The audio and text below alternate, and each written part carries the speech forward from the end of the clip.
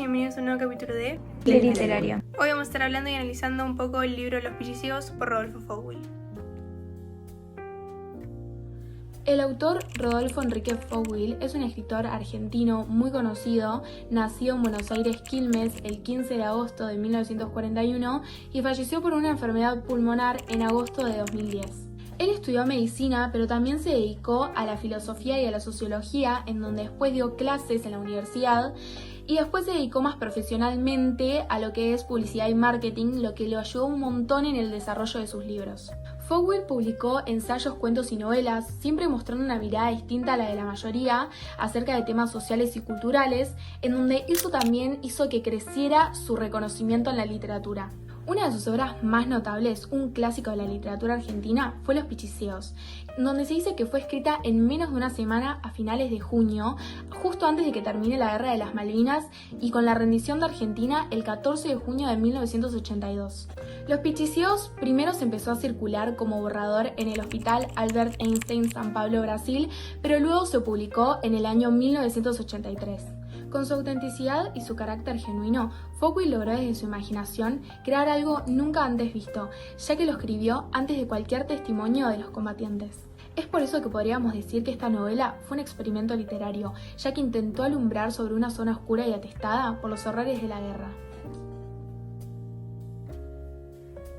Antes de hablar sobre Los Pichiciegos, es muy importante saber lo que le estaba ocurriendo a la Argentina en el momento que se escribió la novela.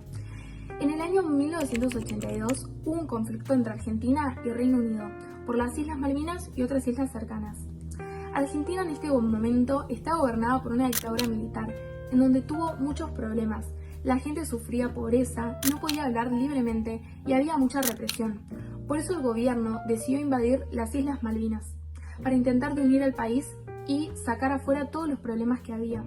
La guerra duró 74 días y terminó el 14 de junio con la derrota de Argentina. Muchos de los soldados argentinos eran jóvenes y no estaban bien preparados para pelear. Muchos de ellos sufrieron frío, hambre y fueron maltratados, no solo por sus enemigos, sino también por sus propios jefes. Además se puede decir que la derrota afectó mucho a la Argentina, porque ayudó a que la dictadura militar terminara y el país volviera a ser una democracia en 1983. Como mencionamos anteriormente, en 1982 Argentina estaba gobernada por una dictadura militar, que había comenzado en 1976 tras un golpe de Estado. Esta dictadura fue una de las más sangrientas de la historia argentina. Bajo el pretexto de eliminar a sus oposiciones políticas, los militares llevaron a cabo un sistema de terrorismo de Estado, que consistía en torturas, secuestros y desapariciones forzadas. Se estimó que hasta 30.000 personas estaban desaparecidas. La dictadura militar argentina pasaba por una crisis de legitimidad.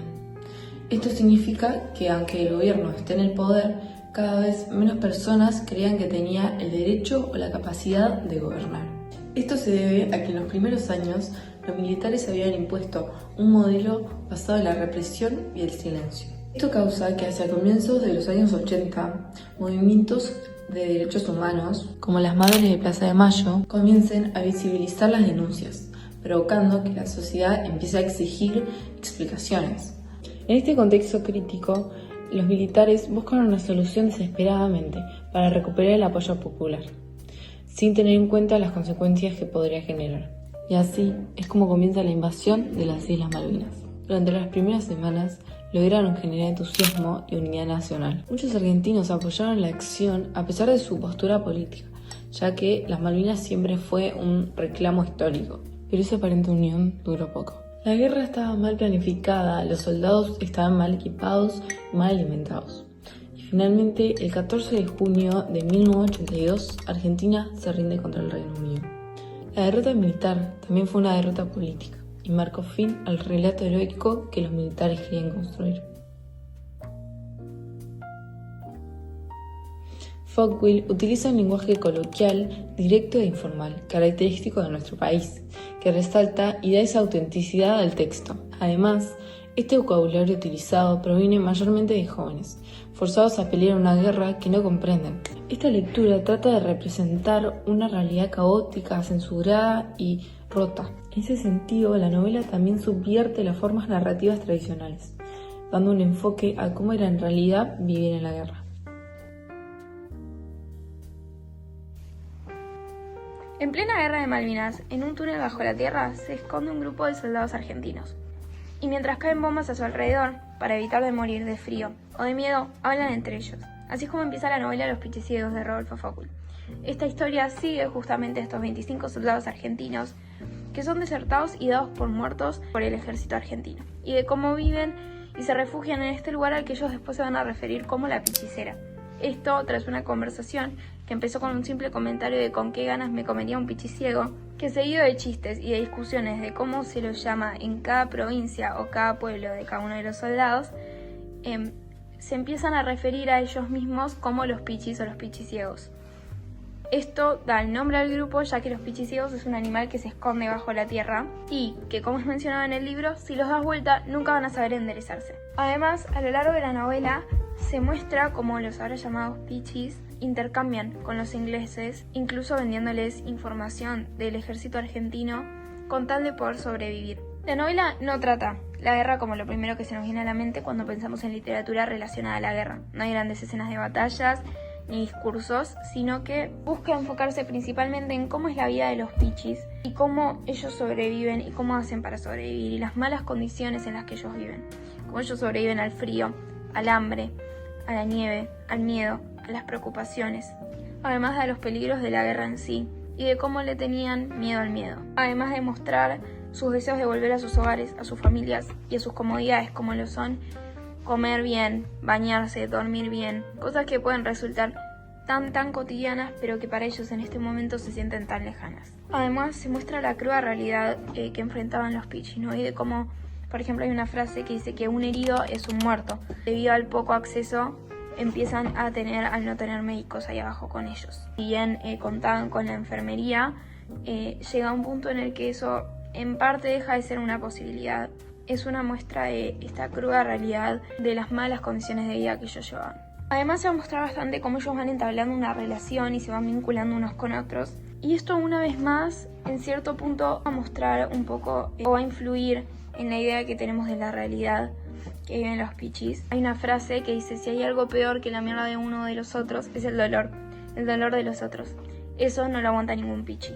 Esto muestra de vuelta las relaciones que van formando entre ellos y cómo no solo los afectan las condiciones que tienen a su alrededor, como el frío, el cansancio, el hambre, el sueño, pero sino el dolor y el ver a los otros pichis sufrir. Entre los personajes más mencionados a lo largo de la novela se encuentran quienes son los fundadores de la Pichicera, que son estos 5 personajes a los que se refieren como los Reyes Magos, que son el sargento, Viterbo y el primo de Viterbo, que a veces es referido como el gallo, Rubione, el turco y Quitito. Este último va a ser quien narra la historia, ya que al final de esta misma es el único sobreviviente. El uso de, por ejemplo, insultos o frases bastante argentinas que de vuelta nos dan esta idea de una narración un poco más descontracturada y un vocabulario un poco más cotidiano para nosotros, ¿no? Además de que la narración expone total y completamente los pensamientos, sentimientos, miedos, intereses de los personajes de la novela. El mensaje central de Pichiciegos es cuestionar esta visión de ver a la guerra como algo heroico o noble. Muestra lo absurdo de mandar a pelear jóvenes que no tienen preparación por una guerra que ni siquiera entienden por qué es. Es una crítica directa hacia los jefes militares y el uso político de la guerra. Notamos que muchas veces algunos diálogos no están marcados convencionalmente y eso nos hizo perdernos un poco en la lectura o no entender bien quién estaba hablando o qué estaba pasando. Igualmente, esto sentimos que potencia muchísimo el realismo de la historia. Como la guerra no está organizada, la mente de los soldados tampoco. Y sentimos que en parte esta confusión narrativa está pensada por el autor. Algo que tampoco nos gustó fue cómo por momentos se torna un poco repetitivo. Las conversaciones suelen girar en torno a los mismos temas y se siente como está estancado el diálogo. Sin embargo, nosotras opinamos que esto es un poco pensado por el autor, ya que ellos están ahí encerrados todos los días y no tienen otra cosa que hablar que las cosas básicas. Aunque hubieron cosas que no nos gustaron, hay algunas que destacamos de esta lectura. Por ejemplo, cómo los personajes tienen cada uno su voz auténtica. Ellos hablan como conscriptos reales, tienen un lenguaje de barrio, un lenguaje coloquial y se les escucha directamente a ellos con sus humanidades y contradicciones. Podríamos decir que no hay un narrador educado que filtre sus palabras. También nos gustó mucho la originalidad que tuvo Fócul en el enfoque de la novela. Fócul no escribe una novela de guerra convencional. no hay combates gloriosos, no hay enfrentamientos cara a cara, la guerra está completamente fuera del campo. Lo que realmente vemos es el escondite, la trinchera o la hechicera. ¿Qué es lo que pasa abajo de ahí? En lugar de celebrar la entrega por la patria, él te cuenta la otra cara de la historia, la de los que deciden no morir por algo que no entienden. La elección de contar la historia por un grupo de desertores nos pareció algo muy original, ya que en los relatos heroicos eso está visto como cobarde. Pero la verdad nosotras nunca habíamos leído un libro con este punto de vista y nos pareció muy bueno. La canción que elegimos nosotras se llama Solo le pido a Dios, de León Gieco. Esta canción fue escrita durante la dictadura militar argentina, por lo tanto es un pedido muy profundo de que el dolor no nos parezca ajeno. Una de las frases que más nos tocaron fueron: solo le pido a Dios que la guerra no me sea indiferente, es un monstruo grande y pisa fuerte toda la pobre inocencia de la gente. Esto se conecta directamente con Pirceos y no es muy difícil de darse cuenta. Los protagonistas del libro no son héroes, están escondidos bajo tierra, sobreviviendo como pueden y desconfiando de todo y cada una persona que se acerca. Ellos no luchan por la patria sino por seguir vivos. Otra parte dice: solo le pido a Dios que el engaño no me sea indiferente. Y esto también se relaciona con el libro, ya que los personajes piensan que la guerra es una mentira, que el nacionalismo que se les impone es falso y que el verdadero enemigo no siempre está afuera, sino el propio sistema que los manda a morir. Tanto la canción como la novela nos invitan a pensar de manera crítica, a no creer en relatos heroicos vacíos y sobre todo a valorar la vida incluso en los peores contextos. Los Pirceos es un libro necesario. Es difícil, sí, pero es necesario y muy humano. Es una pieza de resistencia contra el olvido, el nacionalismo vacío y la obediencia sin sentido. Foucault no da respuestas fáciles ni mucho menos un consuelo. Lo que hace es mostrar con honestidad lo que muchos prefieren no ver. Que a veces la única forma de resistir es esconderse, pensar, recordar y no matar.